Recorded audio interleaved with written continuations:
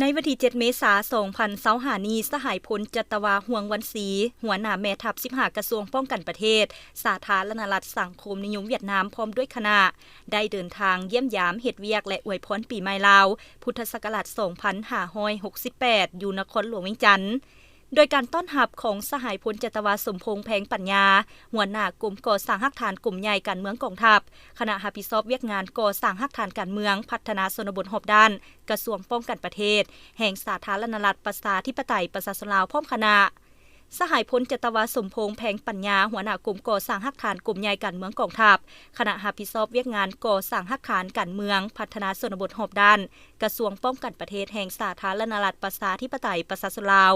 ได้กล่าวแสดงความต้อนรับอันอบอุ่นและตีราคาสูงต่อสหายพลจัตวาห่วงวันศรีหัวหน้าแม่ทัพ15กระทรวงป้องกันประเทศสาธารณรัฐสังคมนิยมเวียดนามพร้อมคณะ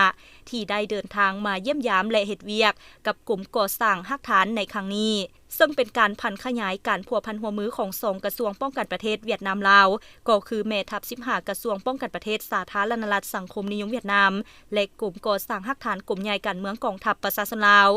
พร้อมทั้งแสดงความเชื่อมั่นว่า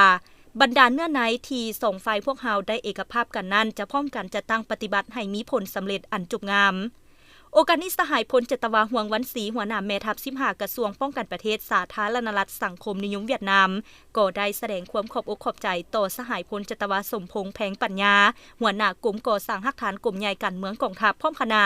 ที่ให้การต้อนรับอันอบอุ่นและเนื่องในโอกาสวันบุญปีใหม่ลาวพุทธศักราช2568นี้ตั้งหน้าให้คณะพักคณะบัญชาก็คือนายและพลทหารทั่วแม่ทัพ15กระทรวงป้องกันประเทศสาธารณรัฐสังคมนิยมเวียดนามแสดงความจริงใจและตีราคาสูงและอวยพรไซอันประเสริฐให้สายพัวพันมิตรภาพความสามัคคีแบบพิเศษที่เป็นมูลเสื้อและการร่วมมือหอบด้านระหว่าง2ชาติ2กองทัพและประชาชน2ชาติลาวเวียดนามโดยเฉพาะแม่นการพัวพันหัวมือระหว่างแม่ทัพ15กองทัพประชาชนเวียดนามกับคณะซี่นำเวียกงานก่อสร้างฮักฐานการเมืองพัฒนาจุดสูงกองทัพประชาชนลาวจงมั่นคงทะนงแก่นตลอดไป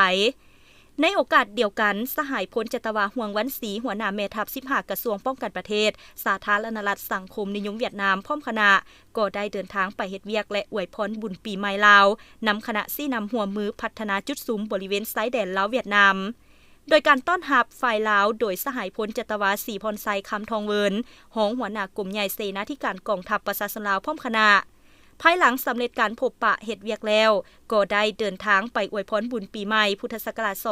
2568อยู่กรมใหญ่พระราธิการกองทัพประชาชนลาวโดยการต้อนรับของสหายพลจัตวาจันดีสุริวงศ์ศักดิ์หัวหน้ากรมใหญ่พระราธิการกองทัพพร้อมคณะเนื่องในโอกาสที่เดินทางมาเยี่ยมยามและเฮ็ดเวียกอยู่สาธารณรัฐประชาธิปไตยประชาชนลาวของคณะแม่ทัพ15กระทรวงป้องกันประเทศสาธารณรัฐสังคมนิยมเวียดนามครั้งนี้